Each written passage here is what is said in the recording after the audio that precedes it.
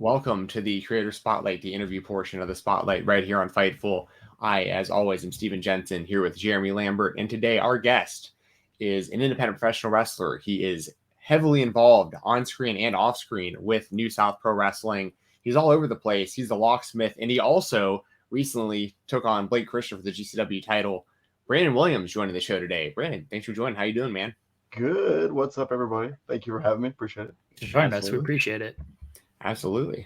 Well, starting off kind of right on that note, big weekend this weekend for you and for New South and for just independent wrestling as a whole. We had we had 3 GCW shows and heavy New South involvement. You had a big match against Blake Christian on the GCW versus New South 2 show. How was that experience? Because I know I've seen you tweeting like you like the vibe of GCW. So what was the overall experience in that match with Blake like?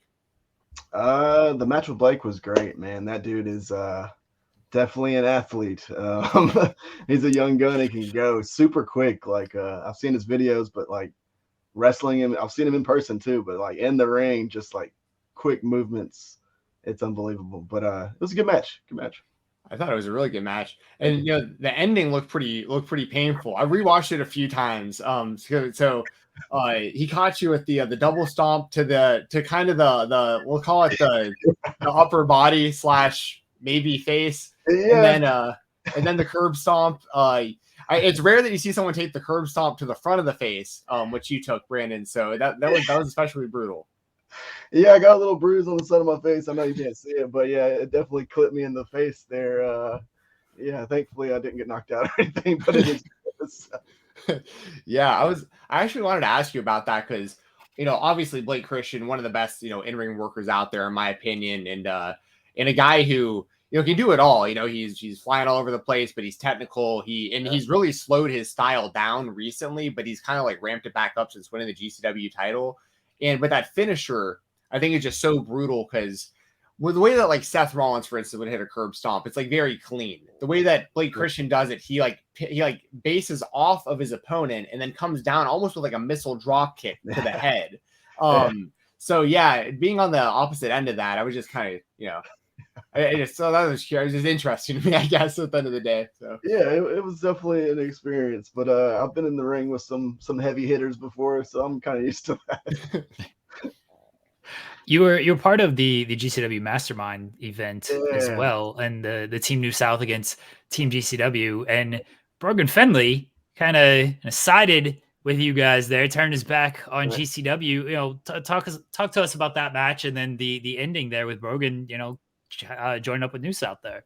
Yeah, I mean the whole experience at the VBC is awesome. Like I saw my first wrestling show, WCW, some house show back in the day at the same place. So like coming to do a wrestling show there and actually getting to wrestle there is like it's off the chart. But a lot of fans show up. GCW doesn't come down with them much. Obviously, this is their second time in the state. But a lot of people show up. They're a hot crowd. Huntsville's a good wrestling crowd historically. And but yeah, that match, 8-man tag with me, CMD, Donnie Primetime, and Braden Toon, which is his first time there. Good guy. Against Starboard Charlie, Brogan, Manders, and Jack Cartwheel. Yeah. But yeah, super athletes on that side, GCW, man. Like Jack Cartwheel's the man. Super nice guy. Super athletic. But yeah, at the end there, Brogan had to do the turn on him, man. He had to stay loyal to the New South roots. He knew where he was coming the next night. So, smart. Yeah. I'm going to say, I'm not going to say that I saw it coming, but like Brogan didn't quite fit in on the GCW team when you know his history in the Southeast. Like he's, when I think of him, I think of New South action wrestling, like kind of this area, the Southeast. I'm based out of Atlanta, so I see a lot of y'all coming through. I go to shows in Nashville. I used to live there for a long time. It was all Chattanooga. So yeah, I see you guys all the time. And so like when I saw Brogan turn, I was like, the same kind of thing with like Bobby Flacco. I'm like, how loyal is he to GCW in comparison to like these dudes? You know what I mean? Right. But how is it, being for those of you who may not know, Brandon Williams along with Dump Sanders own New South. How how was it like to put that together, kind of like behind the scenes? Because I know you've worked with GCW and Brett Lauderdale in the past, but like, how's that relationship and how's that all work to put all this kind of stuff together? Very good so far, man. Coming into it, I've only, known of Brett Lauderdale, never met him in person. So I'm always kind of skeptical of people when I meet them. But he's a super cool guy, man. Very professional about how he runs stuff. Yeah, it's the Versus show was great. Like being in Florence at that brewery draws a lot of people there with GCW in town, especially more. So yeah, it's just a good working environment with them, man. And was there any feedback from Brett to potentially do some more down the line? I know these shows were on Fight TV as well. Is that a possibility at all? Yeah, I know there are plans to come back. I'm not sure exactly when that is. I don't know if it's at the tail end of the year or possibly again January, February. But they definitely plan on coming back, and hopefully we get another Versus show. I'm not sure yet, but I'm assuming. So who knows? I was curious about something. We're kind of going to go all over the place with this interview, but I was curious. So I'm always interested in looking at people's cage match website, the website cage match, and seeing like the history and the matches and all that stuff. Yeah. And it's not always accurate. Yeah. On your, I was curious. Yours, there's a gap from like 2006 to like 2018. Yeah. Is that accurate? And if so, No, like, that's not okay, accurate. I was like, I feel like I've been watching you for. Unless they got like my backyard career or something, I don't think it's like on there. Yeah, I was so confused when I was reading through that. I was like, this doesn't make any sense. So I've been meaning to email them, but I'm a procrastinator, man. Like, oh, that's too funny. How did, like, I guess, New South and everything come together for you behind the scenes there with Dump and that whole team there? Yeah, we basically started it, and let's see, this is going on year 8. This is our 8-year anniversary coming up in August. Basically, I've known Dump since I was doing backyard wrestling at the age of like 17, 18, young kid. I met him. He was working around local shows in the area and stuff like that. And then I moved to California, did music and all kinds of stuff like that. And when I eventually came back, I just kind of like started going some local shows, man, and they're not good at all. And it's just like kind of one of those things like, hey, man, let's go check out this show and go watch it and, have fun. But I was sitting there thinking like, man, we should, try to start something, man. At least, I think we can do it better than this. At least, let's just start to do one show. So we, for probably about 9 months, man, we just planned and saved up money and just tried to figure out, the best way to go about doing it. And yeah, we started that one show, man, and I think it was like maybe like over 300 people. And from then on out, man, it was every 3 months, and then eventually to every month to now. It seems like every damn week almost. So it's like it's constant stuff. So it's gone successful. We've definitely had ups and downs like anybody, but it's going good. I know, like putting that company together and like deciding on who, like, what talent and stuff is going to be involved, and like who's going to be like regular talent as well, and all those kind of decisions. Like, how far back do you and like Cabana Man Dan go, for instance? Because I know he has been around for a very long time as well, and from that same area. Like, how have you known some of these guys? Like, I mean, I know you said New South's been 8 years now, but like we're talking, maybe 15 years plus with like some of these guys. It sounds like.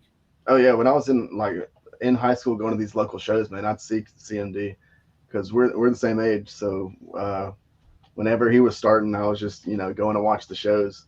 And a lot of the local guys, have been wrestling here for a long time, on and off. So, yeah, I've had a relationship with a lot of the guys for a good bit. When it comes to the backyard wrestling, I'm always very curious about this. So how did that come about, and like what kind of backyard wrestling was it? Was it like the very extreme kind of stuff, or just like, hey, let's play around with friends? So I got into it like 6th grade, man. Like me and my buddy started trampoline, that's how everybody starts. It's like, hey, let's go on the trampoline and do it. And then we'd build like a makeshift ropes out of some stuff. And but eventually, like when we got to high school, when we grew up and stuff like that, we were like, man, we gotta ditch the trampoline. Like we're ECW marks and stuff like that. So we're like, man, we gotta start doing more, man. So like we started doing stuff on the ground, and then it's like, each year it's just like, oh, that's not anything. So we like weapons and light bulbs and thumbtacks and fire and the viral backyard wrestling videos from back in the day. We're like, man, we got to get our stuff on there. So like the mindset was like, the crazier, the fucking better, So that was funny. Was the goal to get back, get on like LimeWire and like Kazaa back there and like that kind of stuff. Dude, that was post, man. Like that was a little bit after that. True. But, wow. It was definitely some stupid stuff I've done, but yeah, it was fun. I was about to say, so what was, if you can recall, like the dumbest thing you think you did back then? Oh man, I've broken my arm. I've gotten my arm sliced open and fat pouring out of it from light bulbs and barbed wire just being thrown on barbed wire, like real barbed wire, just going to buy some. And like, I don't even know what kind of light bulbs they were. We were just buying, hey, let's break it over someone's head and bleed everywhere and stuff like that. So it was crazy. Like, there's no way I do some of that stuff now, like as I'm an older man. But like, yeah, it was crazy stuff, man.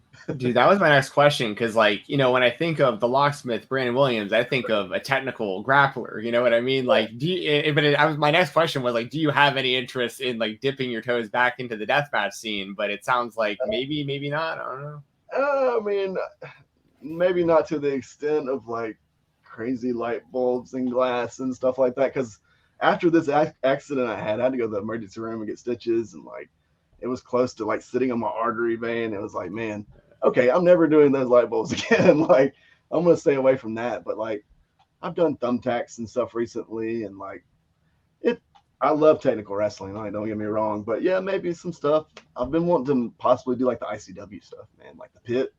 That really intrigues me of how they kind of mix. It's like cage fighting where you can do technical, but you can also, do some hardcore stuff. So when they'll like vary it match by match too. Like some of them will have like all the crazy weapons, some will be like kind of no weapons, little mixture of everything. So no, I think you'd be great those ICW NHB shows, and sometimes it's in like a cage, sometimes it's out like on the beach in the sand. Like yeah, I saw Garcia and Brett Eisen down in Tampa, and I went to a live show. I had heard a little bit about them, and I showed up, and it was like, man, this is cool. The crowd was crazy. The vibe in the match. I was like, man, I could mix some stuff up and, have a little cool vibe there. Jensen, I know you're a Brett Eisen guy, and something like that. I don't know. Is he still competing? Is he still doing stuff? He's on. Yeah, I never know with him, to be honest. Like I find out, I get basically updates through Moe's, because that whole KOBK crew is pretty tight, But like Brett like kind of comes and goes at this point. But he was going hard for like the Southeast for a while, like especially Southern Underground Pro, and then of course that always is going to bleed in like SCI and Action and like that whole kind of ecosphere there. But yeah, no, I remember that Daniel Garcia and Brett Eisen match, by the way. Like that was a great match at ICW NHB. That may have even been like, was that like a WrestleMania weekend, like a collective? Yeah. What got you into wrestling then, Brandon? I mean, it seems like you're starting 6th grade, so it had to be way back when. But like, what kind of caught your attention first off in wrestling? Well, first off, it was like the figures in the video games, because I was spending the night at a buddy's house, and he just had the figures and video games. So, obviously it piqued my interest. And because before then I'd kind of just put off wrestling. Like I just didn't even pay attention to it. I just heard people and kind of thought it was silly. And then I started watching it. I was like, man, this is really cool. And like, it's kind of like, man, do I really like this? I'm like, yeah, I actually really like this. And then it turned into an obsession. Yeah, just love, as far as like getting into wrestling myself, just doing some like just physical combat and doing jiu-jitsu and stuff like that. So I just love doing stuff like that, just like wrestling, period, like legit wrestling. So who were some of your favorite wrestlers when you like became a fan? Shawn Michaels was like the go-to guy when I started young.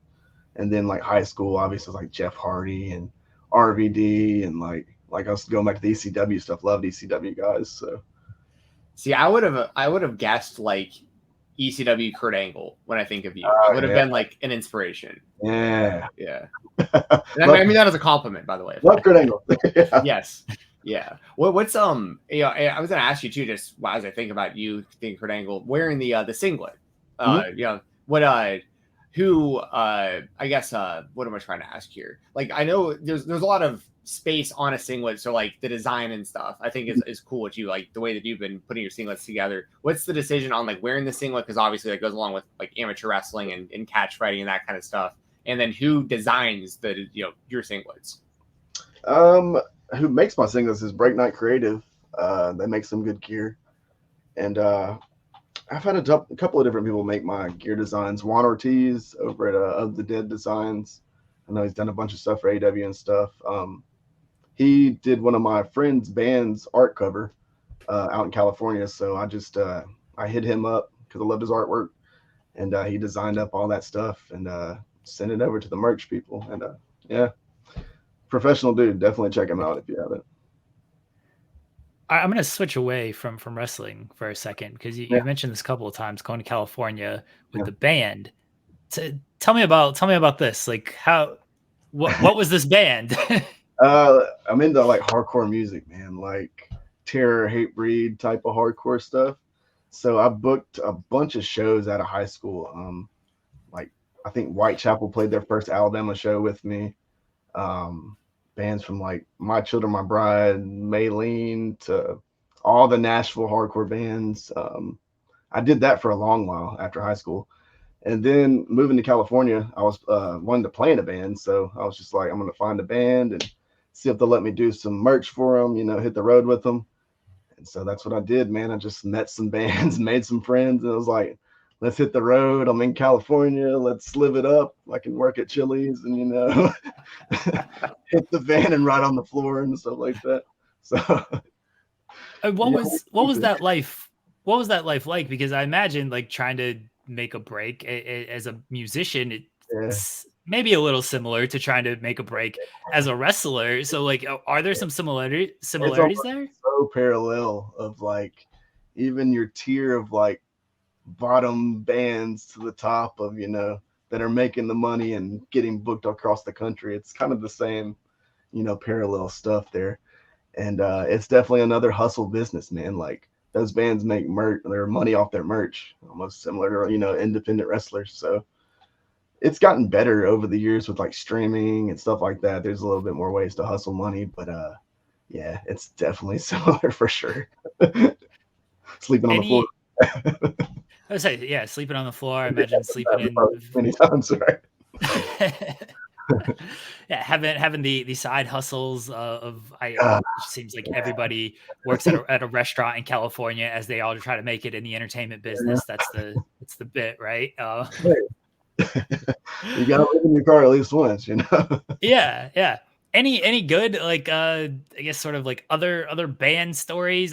We talked a little bit off air, and I know you don't partake in like drinking, but like any good like road stories or trashing a hotel story as a member of the band?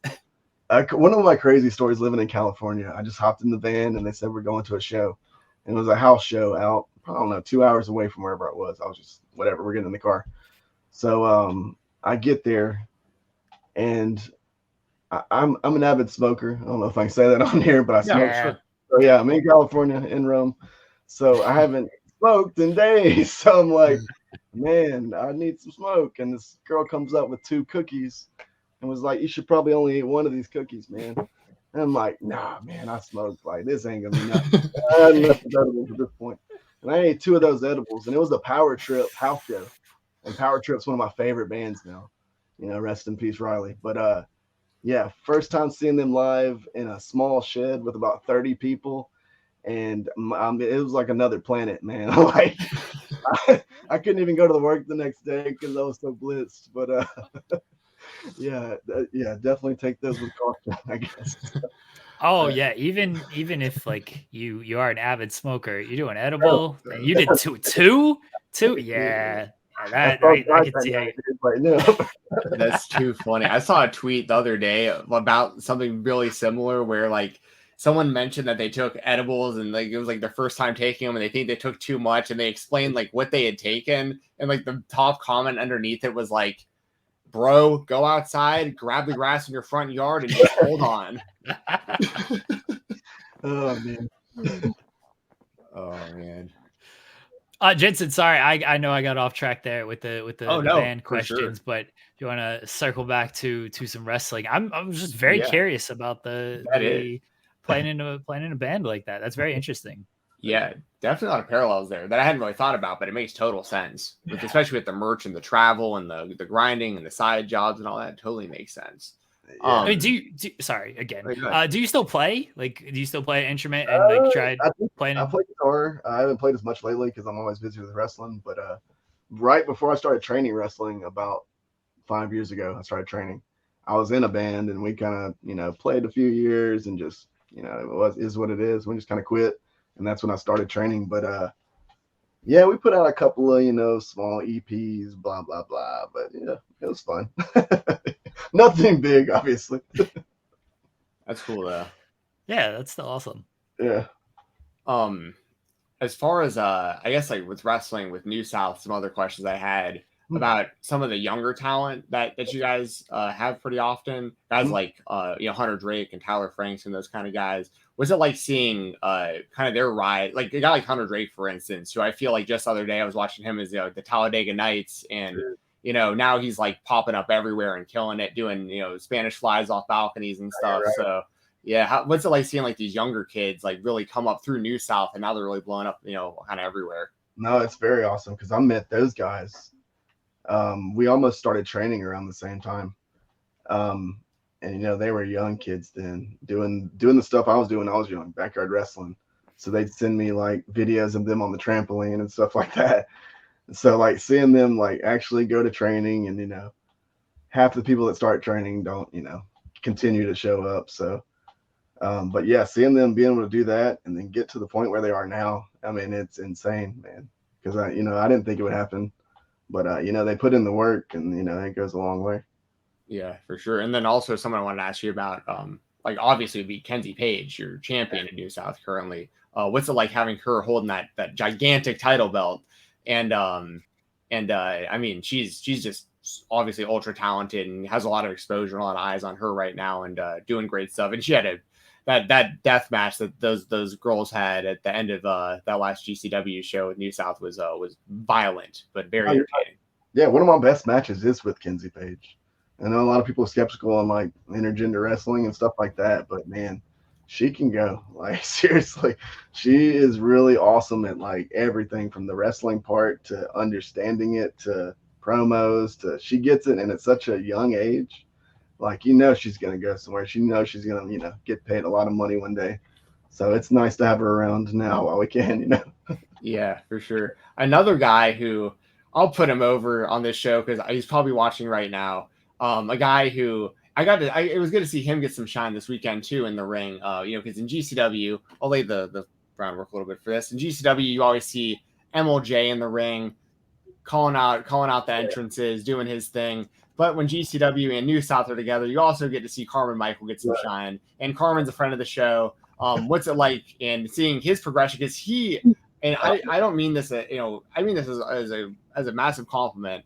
He's a guy who I've seen, just like the wrestlers, improve drastically over time. Dude, Carmen is a hustler, man. That dude works his ass off. Like, if you need something done, Carmen will do it, man. Like, that dude is the man. And I've known Carmen for quite a bit too, going back from the band days. And when he was sitting in the crowd, man, and I came up to him, I'm like, man, you should do something with wrestling. Like, you're a smart guy. You know what you're doing. Like, we need more smart people in our crew, and not just people worried about the wrestling part. Like there's so much more that goes into it that you have a great mind for. And so thankfully, he came aboard, and man, he's hit home runs ever since, man. Great attitude, everything. Yeah. So I love you, Carmen, if you are watching. He does. I mean, I think he watches a good chunk of our shows. He likes us a little bit, right, Jensen? He's very nice. Especially if New South is involved. I'm sure he'll peek in at the very least. But no, he's a very, very nice guy. I've known him a bit like through Twitter for quite a while, but I actually met him at GCW when they were in Atlanta most recently at Center Stage, and that was when we met in person. Same kind of thing, just super nice. And then we interviewed him here recently as well. Great interview.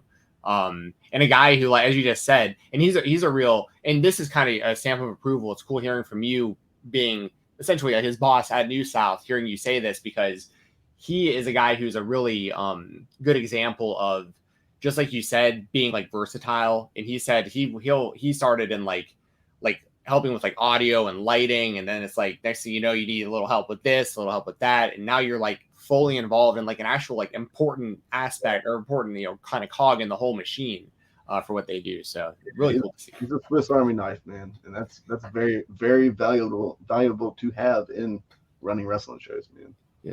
How it now? So I'll ask if Carmen Michael's a Swiss Army knife, what is Dump Sanders? He can talk the troops up, man. He can make you run through a brick wall, and he knows how to talk to people. He knows how to get people in the building, and he's very smart with like wrestling stories. You know, everything's not going to be a hit, but when it is a hit, it is. So, yeah, you got to give credit where credit is due for sure. Yeah, absolutely. And have the two of you guys been working together for all 8 years of this? Correct. Okay, awesome. Wow, that's a long relationship right there. Yeah. I've known him for about over 20 years, probably. Man, that's wild. What happens if you guys disagree? How do you settle that?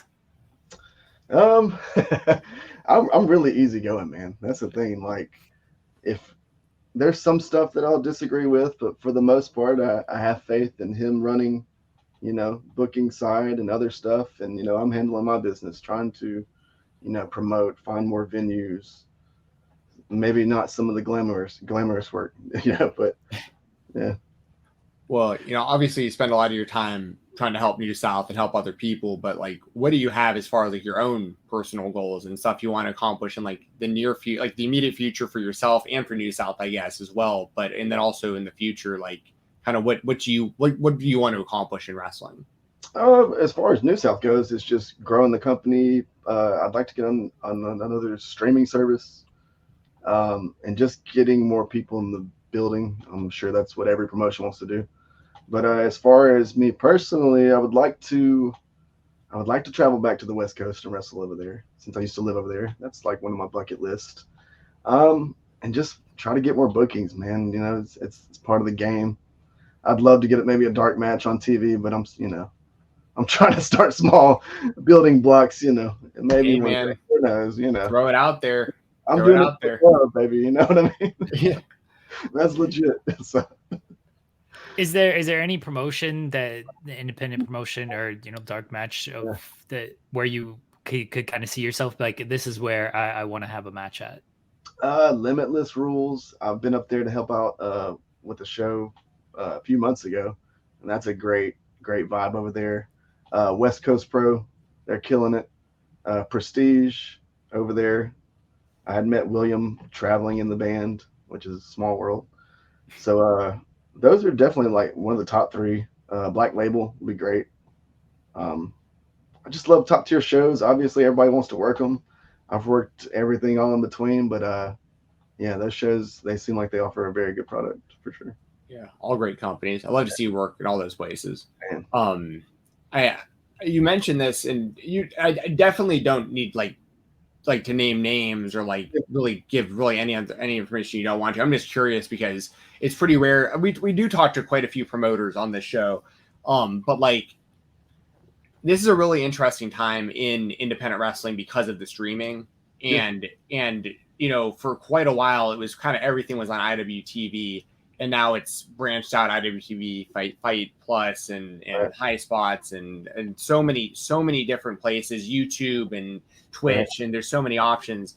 What's it been like, I guess, from your perspective of like, has this whole thing been like a pain in the ass, like trying to deal with, or is it something that's like exciting and like, you know, because I feel like it'd be stressful having to constantly tell people where to find your product, but at the same time, you need to get the best value out of like what your product is.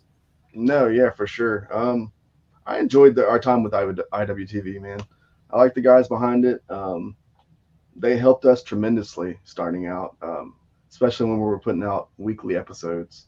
You know, they gave us a time slot to do that, and it seemed like it got pretty good traction with online. Clash, yeah, absolutely. So loved IWTV. Pro Wrestling TV, on the other hand, was not great. Yeah, I think it was just a bunch of empty promises. maybe they had good intentions. I liked a couple of the guys behind the scenes, but ultimately it was not a good decision. So right now we're on YouTube, which is, it's fine. I don't know if that, I don't know. It's YouTube. I'm not that, bashing YouTube, but I would definitely like to be on maybe a wrestling platform or a more, something like Fight TV or who knows. Sure. Well, I appreciate just like any answer on that, man, because I definitely don't. No. I honestly, because I know it's got to be. I know it's got to be. It's yeah. I got you. That's the best way I can put it without me. For sure. I got you. But for what it's worth, as a fan, I'll just throw this out there. As a fan, I love when shows are on YouTube because it's free and I know exactly where to find it. Yeah, I agree. But, yeah. No, I got you for sure. Sorry, Jerry. I don't know if it's the best option. Yeah, well, of course, and that's the other thing too. I'm the kind of guy who I want to support the promotion. So I'm totally cool with paying the subscription price. I'm totally cool with buying merch and all that kind of stuff. It's got to tell me where it's at. You know what I mean? And preferably I preferably won't have to keep asking. I just want to know where it's at. So I know you're running a show. I just go to that platform and go turn it on. But at the same time, like I said, I understand you got to do what's best for you and the company for sure. Yeah. It's a dual-edged sword, man. It really is. Yeah. Well, I hope the shows this past weekend with GCW did well, and Fight TV is always looking for different stuff. I know when IWS ran a show with GCW earlier this year, that kind of led to we had Shane Hawk on a different show, and he said yeah, that did well. And then Fight TV wanted to put IWS on their platform, so hopefully that partnership helps lead to a bigger partnership with things. We'll throw that out there and hopefully speak that into existence with things. You mentioned booking venues. I know you've wrestled for a while. Now that I know you've played in a band and played gigs, what is the strangest place you've ever wrestled in or played a band gig in? Because I imagine some of those places were a little, what have I got myself into here? Yeah, the band gig's probably a little bit more weird. I wouldn't say weird. We played at some frat house in Auburn, I think, and we're a hardcore band, and I don't even know why we played, down there for people, but it was just a weird environment. Yeah, college towns are weird anyway, but as far as wrestling goes, man, maybe the arena, I guess, as far as crazy places I've been, Jeffersonville, Indiana is kind of crazy itself, but not too much crazy stuff. There's a lot of, local Alabama shows that run in some sketchy parts of town, backwoods, Alabama stuff. So I guess you could add that. I guess, yeah. I can only imagine. In that area, I can only imagine. Man, that's the thing. That is that crazy, man. Yeah. I think we said the same thing to Hunter Drake. I think he was kind of saying the same thing where he was starting. He's like, I'm just showing up to these places. Yeah, venues. You know what I mean? Oh my gosh. Yeah, I don't know if I don't think we've asked this yet. I was curious. What's your favorite match as a fan, and what's your favorite match that you've actually had as a wrestler? Oh man, as a fan, I don't know if I can pinpoint a match. I liked a lot of the RVD Jerry Lynn feud back then. Super athletic stuff. I loved the Mike Awesome and Spike Dudley. I was a big Spike Dudley guy because I was a small guy back then. So I was like, that's my boy, you know what I mean? And dude, seeing Mike Awesome throw that man like a rag doll, and I went to actually Guilty as Charged 2000 in Birmingham, and I was looking at the third row, man, and seeing I have Spike Dudley's blood on my shoe, and I'm going to school the next day, I'm saving this shoe for my whole life, and that's so funny. Crazy, man. It's the intensity, and man, I don't even know if it matches. Maybe my 8th grade brain just made it seem like the intensity was crazy, but man, those dudes went hard, dude. Yeah, no, that stuff still holds up, man. I actually just watched. There's some great Twitter accounts that'll occasionally put up, highlights of matches, and you pretty much see the whole thing kind of move for move.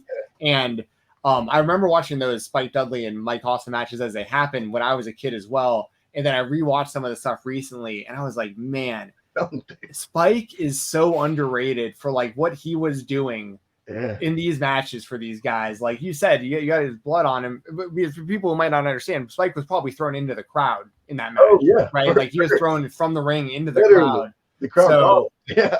Yeah, I mean, and it's funny that you mentioned getting Spike's blood on your shoes because I completely random, just full small world type thing. I actually wound up getting Marco's stunts blood on my shoes at Sup one time.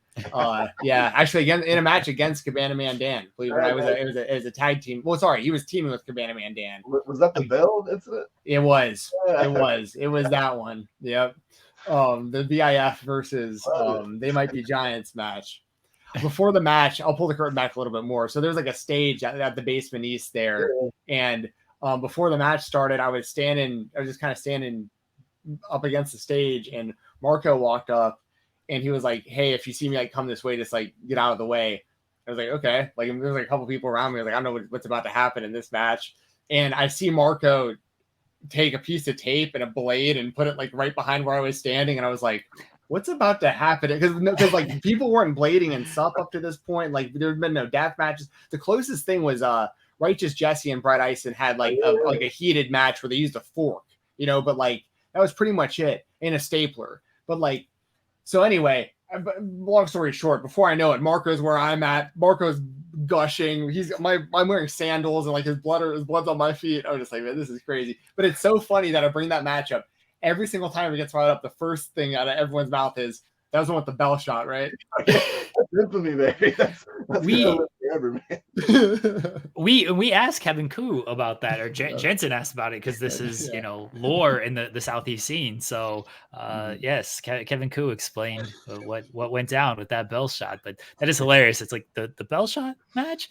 Brandon knew it right off the top. He's like, yeah, that's the match. Guy, man. Like, see, I don't know if you've ever, I'm sure you've met Cabana Man Dan quite a few times. Nice guy. I love the dude, man. So yeah, poor CMD. That was brutal. Like, yeah, man. I miss the Basement East. It's too bad because Q was telling us that Sup is having a hard time locking down venues right now, because I guess like Live Nation owns a lot of the places that they would be running, and I know that you can sympathize as a promoter, like when that kind of stuff, you got to find venues. That's a bummer. Yeah, it's a big headache. So when you find a good venue, take care of it for sure. Will you be in Atlanta or like Chattanooga anytime soon? I'm taking let's see, when am I going to be in Atlanta or Chattanooga? What is today? The Timothy Thatcher seminar is next in Chattanooga, I think. SCI weekend, I think I'll be up there for that. I was going to ask if you'll be up for SCI. I'm hoping to get up there for at least part of that. Like, that's a great, for people who may not know, or you're anywhere like near Chattanooga, highly recommend checking those out. And that's like just like a charity thing too that they do for that. And that's like my favorite tournament every year. So that's, SCI weekend's fun. SCI prom. Don't know if they'll do that again. I remember there was one year Nick Gage was at SCI, and he went to SCI prom afterwards. And for people who don't know, SCI prom is basically just like, it's like a weird karaoke like kind of celebration. Like it's very hard to explain. But now I remember Nick Gage standing around at this thing and like tweeting through it. He was like, what the hell is going on in this place? Like, where am I right now? But yeah, fun times in Chattanooga. Hey, Nick Gage is awesome, man. Like meeting him at the GCW shows, man. Like that's another guy I'd only heard of, seen on TV, blah, blah, blah. But man, nicest guy you'll ever meet, and like talks to you and doesn't just like talk to you by passing by. He'll like actually talk to you, and it seems like he means it. I think he means it, but yeah, good dude, man. Is he someone you'd want to wrestle? I don't know, man. If I get back to my backyard days, maybe I'll break that back out and wrestle Nick Gage. So I was gonna say, when you mentioned you did backyard wrestling and now you're more of a technical guy and everything, Nick Gage is actually like king of the death match and everything. Right. He's like a big Bret Hart fan and like loves the technical wrestling stuff. So you can do like a 2-match series. You can do a technical wrestling match, and then you can go into his environment and do like a death match. It'll be a submissions match, and then I have to do the death match for the fucking payout, man. There we go. See, I just booked this. Somebody give me a fee, and somebody book this. Right, call Brett right now. We're gonna make money. That's right.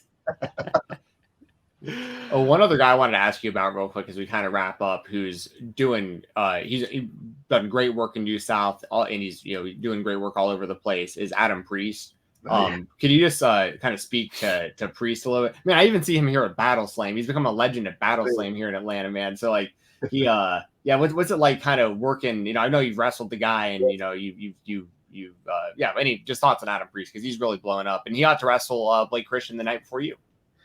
Yeah, that's right. I wrestled Adam once, and I think that was like my 16th match ever. A few years back, because I've only wrestled over probably about 130 matches, maybe. But yeah, Adam's got a motor. That dude can go. And I've seen him for like the past 5 or 6 years, you know, wrestling the local shows to getting to where the level he is at now. And that's just through consistent work and hard work, man. That dude gets it 100%. He'll be signed one day too. I really do think so, man. And probably, hopefully soon, you know. Yeah, I agree. Man.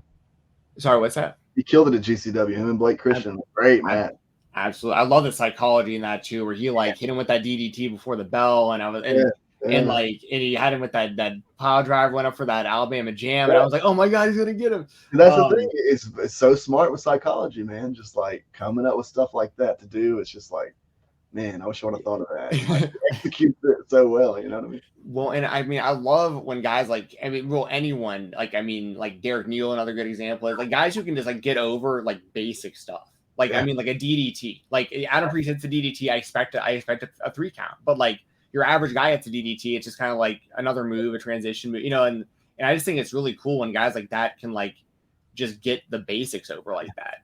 Exactly. Like he doesn't have to do a bunch of crazy, you know, spots to get over. He's naturally just a great wrestler, man. And then when he does it, it's wild. Like every now and then he'll like jump off the top through a table with a leg or something, and you're like, it's like you see it once a year, and you're like, wow, this is crazy, you know? So exactly, yeah. Love that dude, man. Yeah. Brandon, last one for you before we let you go. The coolest thing in your room. I hinted at this to you off air because you mentioned that these are your words, the nerd cave. The nerd cave. Yeah, like, you got a Nexus pillow over there. Is it the Nexus pillow? Oh yeah, that's a Nexus pillow. Nexus pillow. I got the Rock Afghan throw over there. This is basically like just everything from my childhood. I don't like to throw away stuff. I'm weird like that. So I keep everything. So somewhere in this room, because I'm not organized whatsoever, is the T-shirt from Guilty as Charged 2000 from Just Incredible. His actually shirt he wore to the ring. He threw it out there. I asked the security guard after the show. I said, "Hey man, I got to get that T-shirt, man." Like he was like this sweaty pile of T-shirt. He's like, "Well, there you go, man," because I don't want it.